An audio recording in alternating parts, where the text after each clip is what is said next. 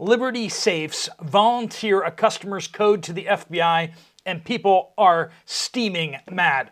245,000 pounds of chicken strips are recalled. We'll talk about that shortly. Also, we have some more new crazy government overreaches. 2 stories on that, which we'll fly through. How some businesses are using some old-timey methods, which are in the end really the best in so many cases. And we're going to be talking about how one viewer is going through a personal SHTF situation and how being more prepared has prepared him to get through this crisis. Let's jump into it, folks. Welcome to the Poplar Report. I'm Steve Poplar. I'm an accountant, and on this show, we get reports coming from you guys, what's going on in your workplaces, what's going on in your stores, and we get that information out to you. We want to thank our sponsor, Genesis Gold Group. There will be more about them at the end of the video, but there is some great ways that you can get your retirement funds into gold, silver, and platinum without taking it out of the retirement accounts for tax purposes. Let's jump into it, folks.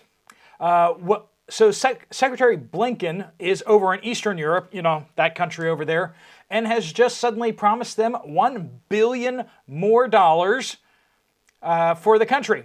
And, it was passed by Congress and, wait, never mind. No, wasn't passed by Congress. The president apparently just has the authority to spend money now. So, $1 billion here, $1 billion there. I mean, he could, get some other country to start building aircraft carriers for the United States and just start writing them checks, apparently. So no problems there. Unless you believe in the Constitution, then you're kind of like, what in the world is going on here? But you know that this Congress is going to rubber stamp anything they say about any of that stuff.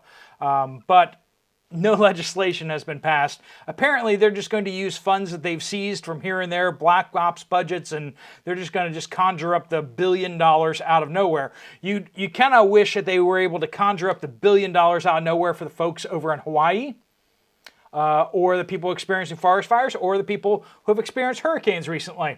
It'd be kind of cool if the president could conjure up $1 billion for them, but apparently not. Nope. This only works for foreign black ops operations in other countries. Anyway, second government overreach story here is 7 oil and gas leases on federal land in Alaska that were issued 3 years ago have now been suspended. And in the article and the announcement by the Biden administration, they say because Arctic is disproportionately affected. I mean, since these leases are in the Arctic, that's technically true. Yes, these leases are disproportionately affecting the Arctic where nobody lives, right? Additionally, they mentioned something about indigenous communities, though no indigenous communities have balked at these leases. Anyway, and here it is, climate change. That's another reason for this. They're just going to go in and just start canceling oil and gas contracts. Apparently, these companies didn't pay 10 to the big guy, or else it would be, why is that war in Eastern Europe going on other than because of oil and gas? We haven't invaded any countries recently that don't have oil and gas or some other thing that we want. All right, so final story here before we jump into your reports. A judge orders 1,000 feet of floating barriers that were put into the Rio Grande removed because the bright orange balls were hindering navigation on the Rio Grande. Only small little problem there is that barges and passenger boats don't use the Rio Grande. So who's navigating on that river? And why can't they see these giant orange buoys? I don't know.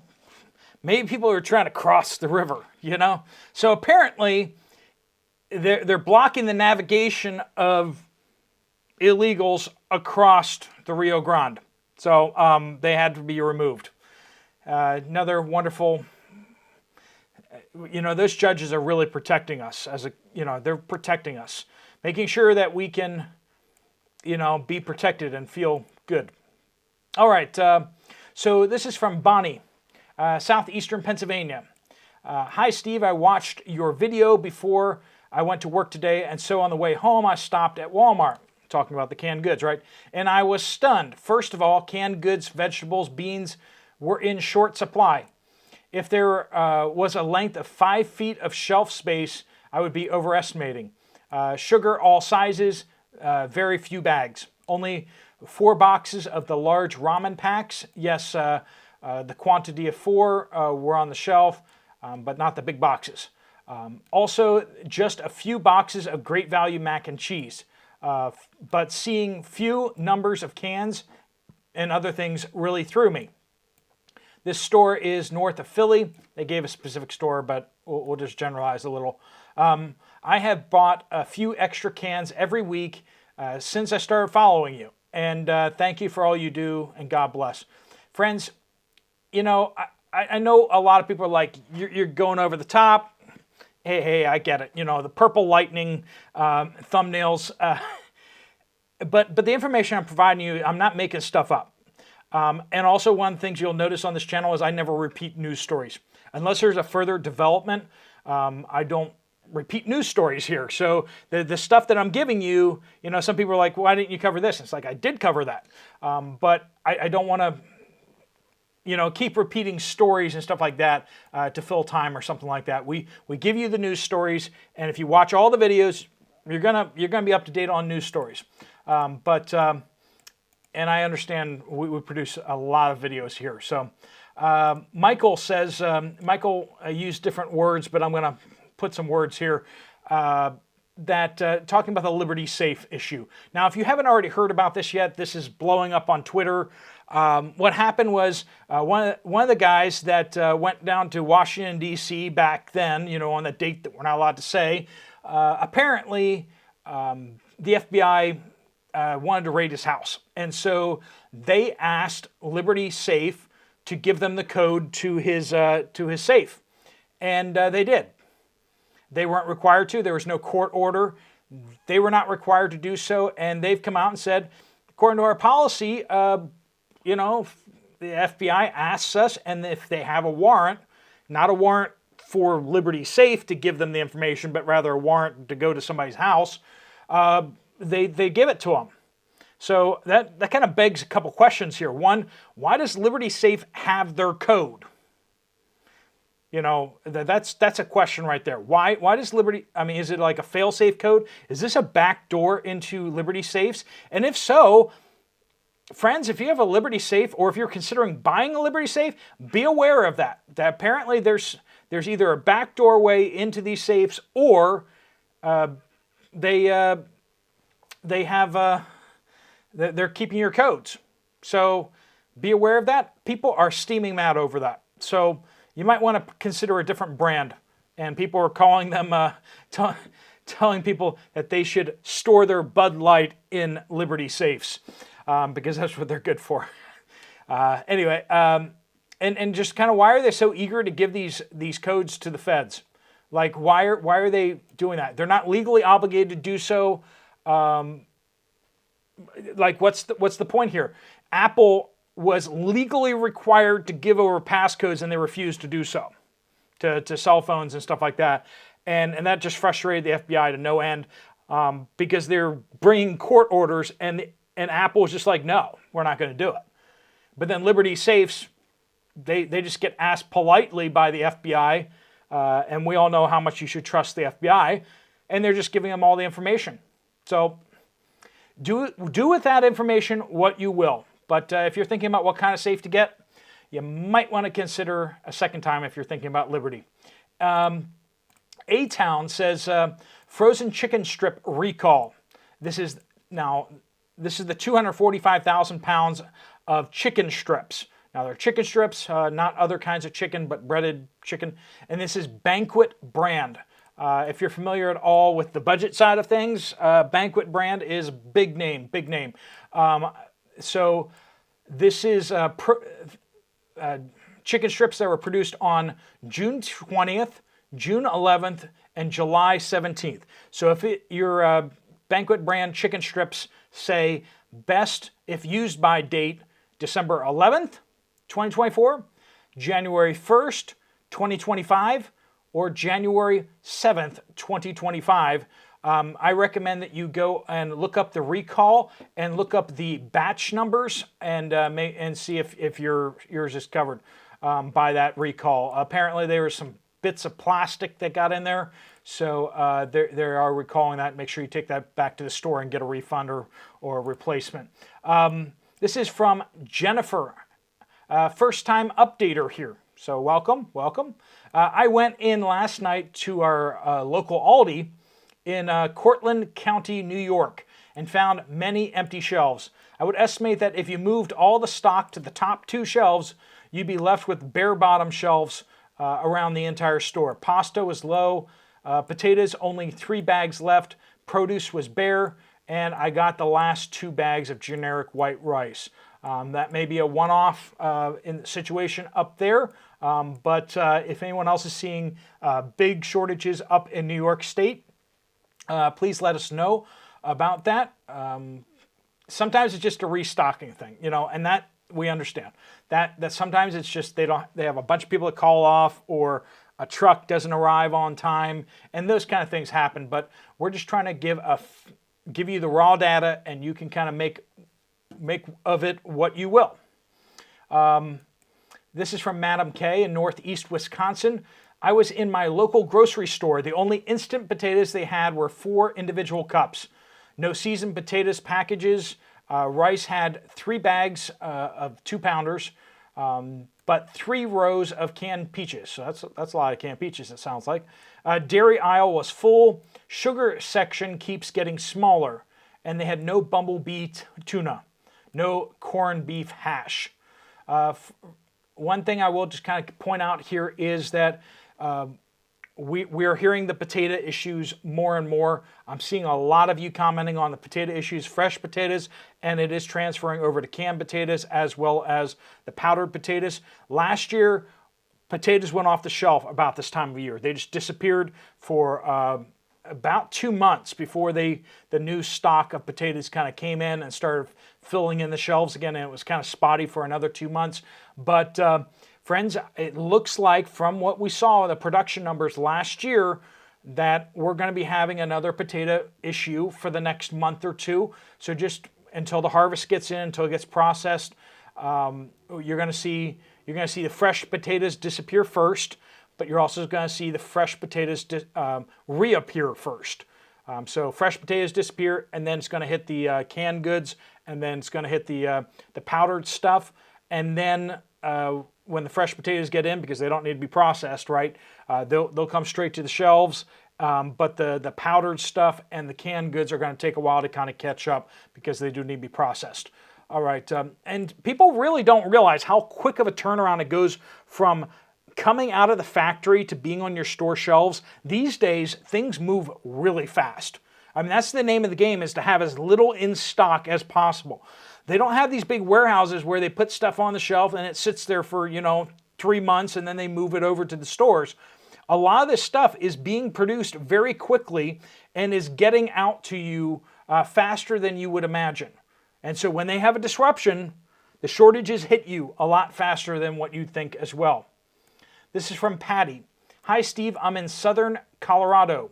I went to Walmart on Monday and they have actually removed probably 3 to 4 rows of shelves.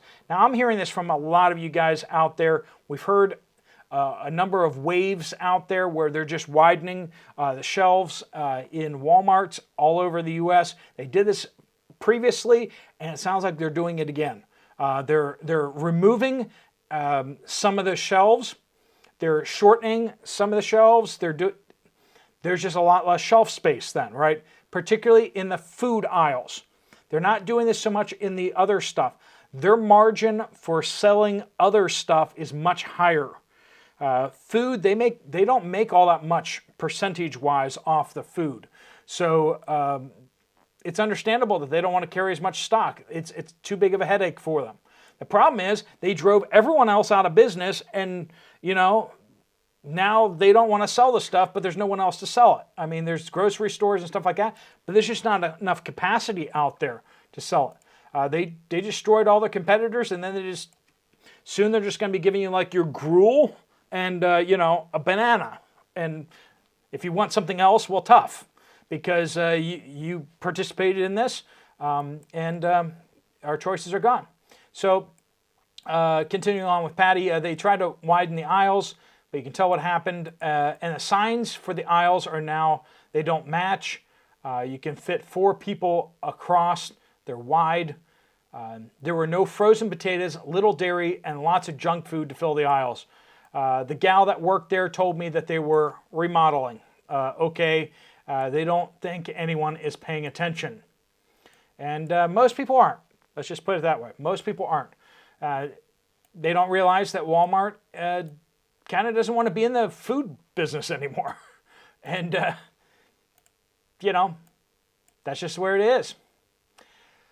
Tina from Prattville, Alabama, went to Aldi's and noticed that they only had 2 bags of red potatoes and no Yukon Gold potatoes. They had sweet potatoes, but they did not look good. They looked kind of sad. We do want to mention, just please do keep your reports coming on what you're seeing at your stores, but also what you're seeing at your businesses before we hit these other 2 updates. If you have any supply chain information that you're seeing at workplaces, if you work for trucking companies, whatever, and you're seeing issues that you want to get information out, you can always email them directly to me at poplarpreparedness@gmail.com, or you can post it on any one of these videos. Just use the word update and give us some sort of geographical location if that's applicable. This is from MK. Heard from a friend who was in the hospital that both of the 2 main hospitals in my area, Samaritan and Claxton Hepburn, were both hit by a malware attack, a cyber attack, right? Computers were down and they were having to go back to analog methods, pen and paper. He also told me the FBI are on site investigating. Big news for our small town. And that's just, hospitals are critical. And so they actually have backup systems, right? And this is just something that I want you to think about. Hospitals see what they do as critical, and so they have backup systems. If they don't have electricity, they can still operate. They can still do paper and pen or paper and pencil. They can keep records as needed. They can, without a computer system. Without power, they have a generator backup. And they have the capability for generators to get plugged into the hospital, right? So if emergency services need to get more power into the hospital, even though the grid is down around them, they can actually bring generators on site and hook them up to the hospital. They have expandable tents that they can greatly expand the capacity for a mass trauma event or something like that. Hospitals are like preppers, really. That's really what it is that they're prepared because it's so important for them to be. And yet we have so many people in the United States that are just completely unprepared for anything. Their car breaks down by the side of the road and they can't change their tire. Their car breaks down by the side of the road and they have nothing on them. And it's just like, think ahead, be prepared, right? And along that same line, Derek here says, Northern Lower Michigan. Local store with best meat prices, I guess it doesn't want to say which store, just gave me 2 weeks leave. No pay, no explanation. Sales should have been great for early August to Labor Day, but it's been nearly dead. Lot of cutbacks on meat cutting for the store. People just aren't buying meat. Budgeting, right? Picking up odd jobs to supplement in the meantime. Was prepared and have a few hundred saved to pay electricity, etc. I ride a bicycle and I live in a small paid in full trailer home on a tiny homestead. Best decision I ever made. Living below my means for years, been able to save up. Thank you to you and every other prepper channel for getting me set up for times like these. And friends, hard times are coming, right? They're going to come. The question is, are you going to be able to rise to the occasion because you've prepared beforehand? And what are those hard times going to be? I don't know. Is it going to be a hurricane that's going to hit you? There's a storm developing out in the Atlantic right now, and it's going to clobber somebody probably. And hopefully the people that it's going to hit are going to be prepared. Hopefully they're not going to be like one day before, they're going to be like, we don't have any water in the house. let's go to the store and buy as many bottles of water as we possibly can and at least 50 rolls of toilet paper. Hopefully that's not how people respond, but we know it's going to be how some people are going to respond. Friends, think ahead. Are jobs going to disappear? Do we have another banking crisis brewing? And the answer is yes. Yes, we do. Are you going to be prepared for the tragedies, for the trials, whether it's a personal SHTF situation where stuff is hitting the fan in your life, or maybe it is going to affect your community, or it's going to affect the nation?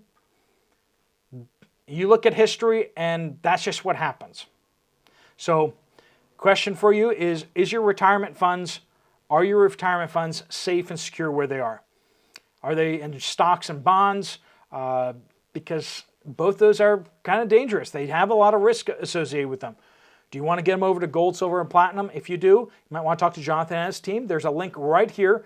If you click on that, you can get an information form and you can fill out your information, and Jonathan and his team will get to you and send you a packet of information. Just information. You can decide what you want to do with it after that. There's another video right up here from this channel if you want to check that out. Otherwise, I will see you guys later. Steve Poplar of the Poplar Report out.